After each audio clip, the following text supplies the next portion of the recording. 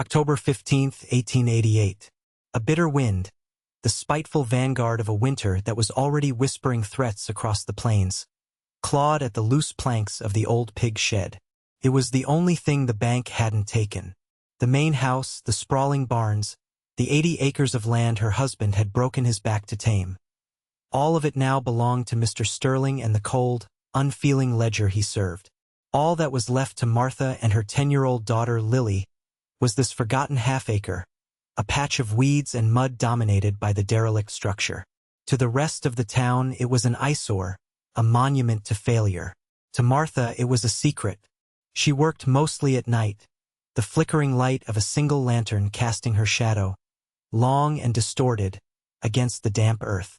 By day, she and Lily scavenged for fallen wood or took in mending, earning just enough for flour and salt. But when the moon rose, Martha descended. Beneath the sour-smelling floorboards of the pig shed, a new world was taking shape, one spadeful of dirt at a time. The work was brutal. Her hands, once soft from kneading dough and tending her garden, were now calloused and raw, the skin permanently stained with soil. Her back ached with a fire that never quite went out. But every scoop of earth she hauled out in a worn bucket was an act of defiance. She was not digging a grave. She was building a womb. Lily would often watch from the opening, her small face framed by the moonlight, a silent sentinel. "What are you making, Mama?" she had asked once, her voice a small thing in the vast, quiet night. Martha had paused, leaning on her shovel, her breath pluming in the cold air.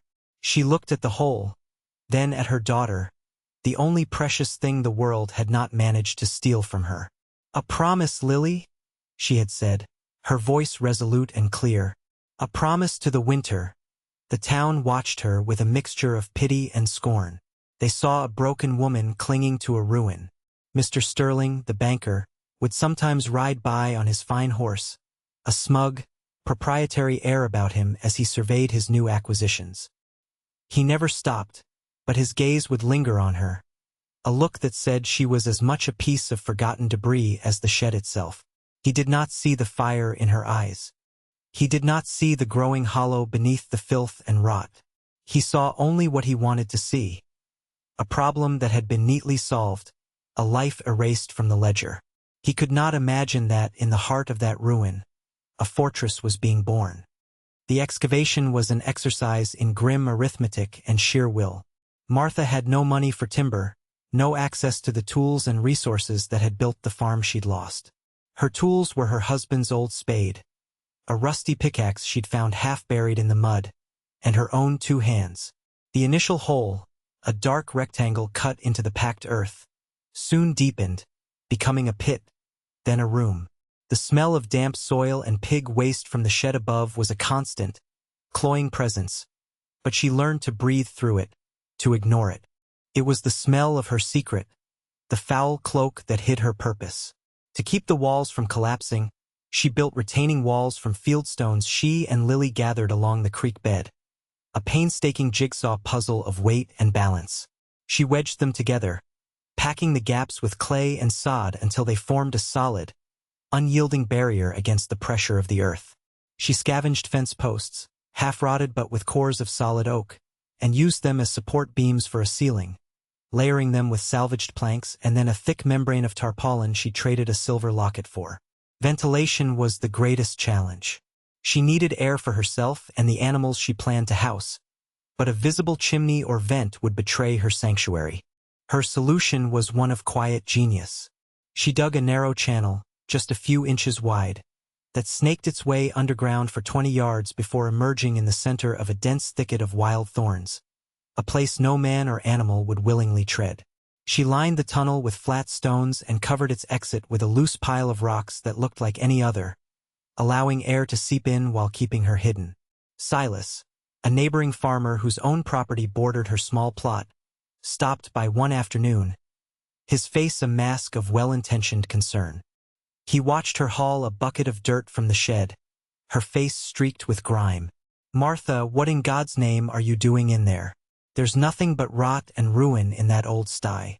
You should let it fall." Martha wiped her brow with the back of a dirty wrist and looked at him, her gaze steady. "Every ruin holds a foundation. Silas?" she replied, her tone leaving no room for argument. He just shook his head and walked away, muttering about stubborn women and lost causes. He didn't understand. She wasn't trying to save the shed. She was building an ark beneath it. With the shelter dug and fortified, the task shifted from brute force to meticulous provision. The space was about 12 feet by 16 feet, with a ceiling just high enough for her to stand upright in the center. It was a subterranean cell, a tomb to the outside world, but to Martha it was a vault of life. She partitioned a corner of it with more scavenged planks, creating a small, clean pen. This would be the nursery. She then began the process of acquiring her flock. She sold her wedding band, the last piece of her old life, and with the money, she bought 4 pregnant ewes and a young ram from a farmer miles away, one who didn't know her story and wouldn't ask questions. She walked them home at night, a silent, ghostly procession moving under the stars. Getting them into the shelter was a feat of its own, coaxing them one by one down a steep, narrow ramp she had carved into the earth, then pulling the heavy, disguised trapdoor shut over them. The shelter slowly filled with the smell of clean hay, lanolin, and living warmth, overpowering the lingering odor of the pig shed above.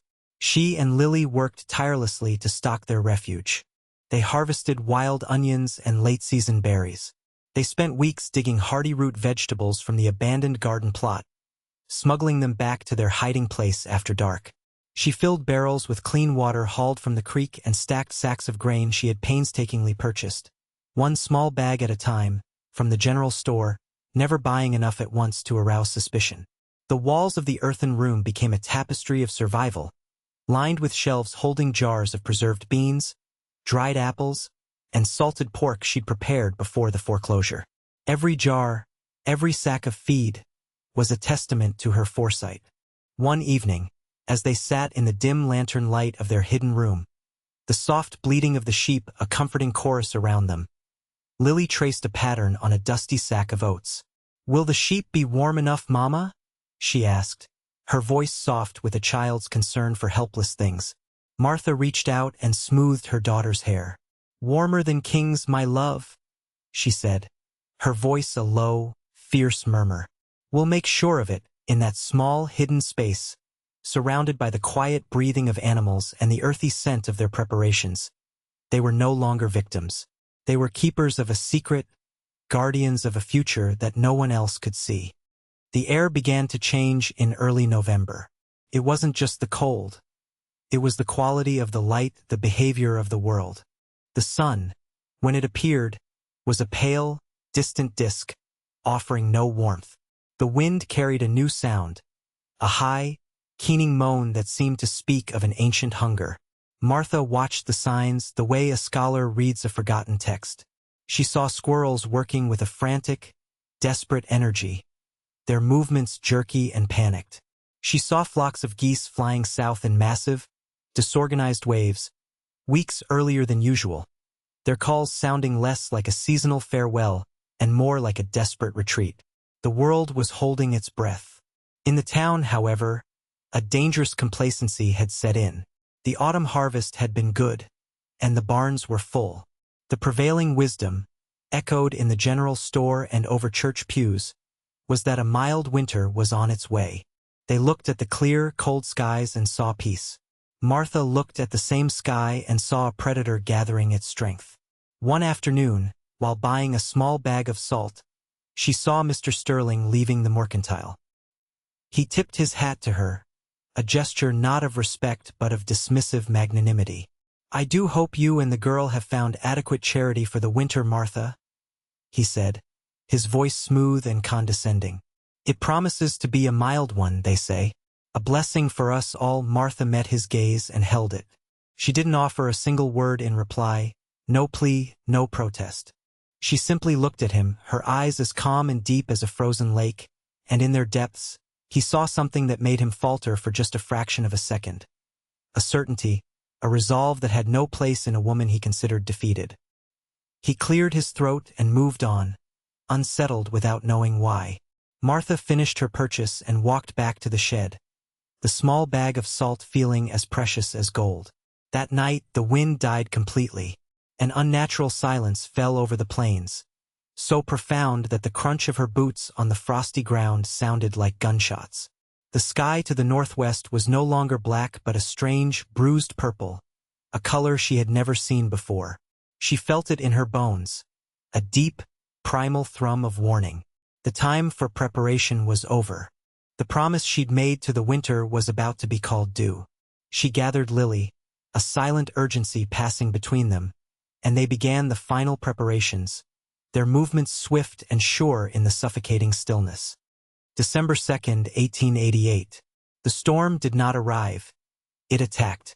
It struck just before dawn, not with a gentle dusting of snow but with a horizontal blast of wind and ice that scoured the landscape. It was a physical assault, a solid wall of white that erased the world. Martha had been awake for hours, her senses screaming. She and Lily had worked through the last vestiges of the night, moving the final supplies, checking the seals on the water barrels, securing the animals. The last ewe, heavy with lamb and skittish, fought against being led down the ramp into the darkness. The wind was already a rising shriek outside the flimsy walls of the shed. "The last one, Lily. Now the door," Martha yelled over the growing gale. Together, they pushed the heavy animal down the incline. As soon as its hooves touched the hay-strewn floor of the shelter, Martha scrambled back up the ramp. With a strength born of adrenaline and desperation, she and Lily heaved the thick, earth-covered trapdoor into place. The heavy thud as it settled into its frame was the sound of a world being shut out. They slid the heavy wooden bolts into their sockets, and suddenly, the roaring chaos of the blizzard was reduced to a distant, muffled howl, a caged beast raging somewhere far above them. The silence that fell inside the shelter was profound. The air was still and warm, thick with the scent of hay, animals, and damp earth.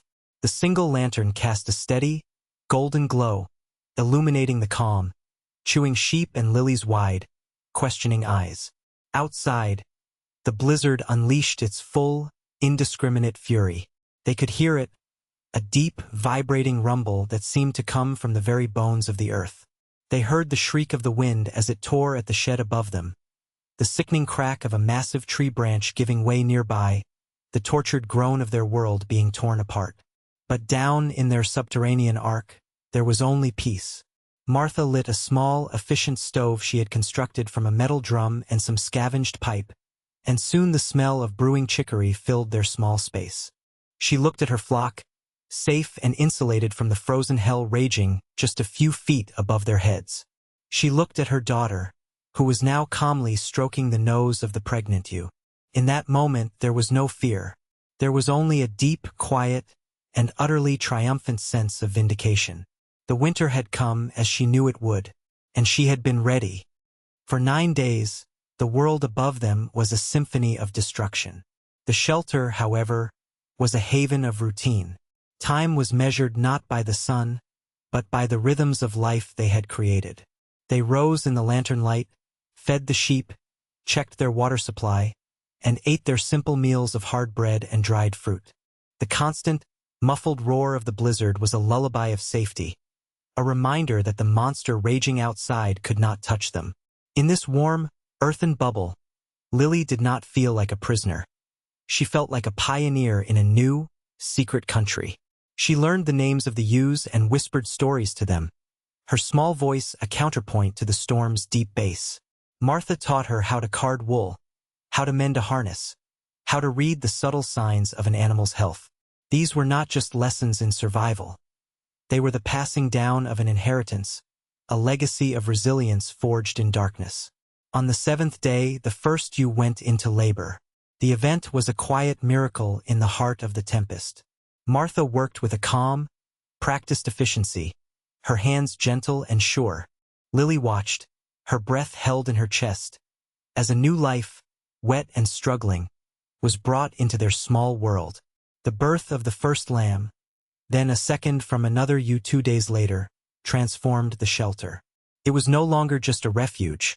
It was a nursery, a place of creation.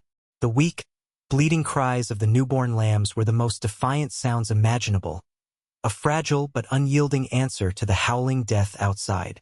Holding a lamb against her cheek, its wool soft and new, Lily finally understood.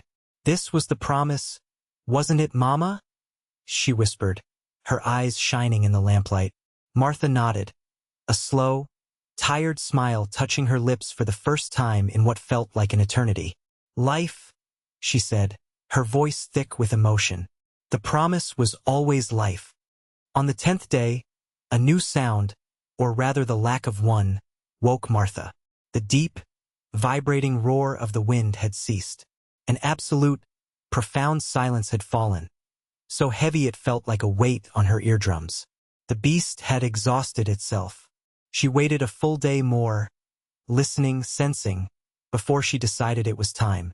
The bolts on the trapdoor were frozen solid, and it took their combined weight and a pry bar to break the seal of ice. When the door finally scraped open, the light that flooded in was blinding, a pure, painful white that made them recoil. Cautiously, Martha climbed the ramp and pushed her head into the world above. It was gone. Everything she had known, the gentle roll of the hills, the dark lines of fences, the familiar shapes of trees, had been erased, buried beneath a seamless, monolithic blanket of snow. The sky was a brilliant, merciless blue. The sun, a cold fire, glinted off a landscape of impossible, sculptural drifts that rose in waves and crests, some as high as the roof of the lost farmhouse. The pig shed itself had survived, its lowly profile allowing the wind to scour over it, but beyond its small footprint lay a scene of utter devastation. Silas's barn had collapsed, its roof a jagged skeleton poking through the snow. Of his livestock, she saw only frozen, still shapes, lumps in the white desert that had once been his pasture. The cold was shocking, a physical blow that stole the breath from her lungs. It was a clean, sterile cold, the cold of a world scoured of all life. She stood there for a long time, the sole living thing in a frozen tableau, the smoke from her hidden stove the only sign of warmth for miles. The irony was a bitter taste in her mouth. The world had mocked her for hiding in a ruin, but now the entire world was the ruin. And she, in her hidden chamber, was the only one left standing. The struggle for survival in the aftermath was, in its own way, as brutal as the storm itself. The snow was a prison, deep and soft in some places, packed to the consistency of stone in others. Movement was a slow, exhausting battle. On the 3rd day after the storm broke, Martha saw a figure moving across the white expanse, stumbling, falling, and rising again. It was Silas. His face, when he finally reached the shed, was a mask of frostbite and despair. His eyes were hollowed out, aged decades in a matter of weeks. He stared at the wisp of smoke rising from the thorn thicket, then at the shed, his mind struggling to connect the two. "Martha?" he rasped, his voice a dry crackle. "By God, I thought everyone was dead." He had seen the smoke from his attic window, the last place in his house with any warmth. His wife was sick with fever. His children were huddled under every blanket they owned, and their food was nearly gone. He had lost every animal. Martha listened without a word, her expression unreadable. Then she disappeared back down into the earth. She returned a moment later, not with words of pity or triumph, but with a loaf of dark, heavy bread, still warm from her stove, and an armload of dry kindling. She pushed them into his trembling hands. He stared at the offerings as if they were holy relics. "How?" he stammered, looking from the bread to her grimy, resolute face. "How did you?" Martha looked out at the vast, silent devastation that had claimed his farm, his livelihood. "You saw a ruin, Silas," she said, her voice quiet but carrying the weight of her conviction. "I saw a foundation, and I built on it." He had no reply. He simply nodded, tears freezing on his raw cheeks, and began the long, slow journey back to his family, carrying the first seeds of a hope he thought had been extinguished forever. News of the smoke from Martha's ruin and Silas's miraculous loaf of bread traveled on the wind. It was a desperate, whispered rumor that grew into a legend. People who had been isolated in their frozen homes, their own supplies dwindling, began to make the treacherous journey. They came not to a farm, but to a shrine of survival. They saw the squalid pig shed, and then they saw the impossible truth of the healthy sheep, the newborn lambs, and the well-stocked larder hidden beneath it. They saw Martha, no longer the pitted widow but a figure of impossible foresight, a woman who had stared into the heart of the coming winter and refused to blink. Her quiet vindication was absolute, but it was not cruel. She met their desperation with a measured, practical grace. She established a system. To those with able bodies, she gave food in exchange for work, clearing paths, checking on neighbors, salvaging what could be saved from the wreckage of their farms. To the sick and the weak she gave freely. One evening, a figure appeared at the edge of the cleared path, a man walking with the hesitant, unsteady gait of someone stripped of all authority. It was Mr. Sterling. The banker who had taken her farm was a wraith of his former self. His fine wool coat was tattered, his face gaunt with hunger and shame.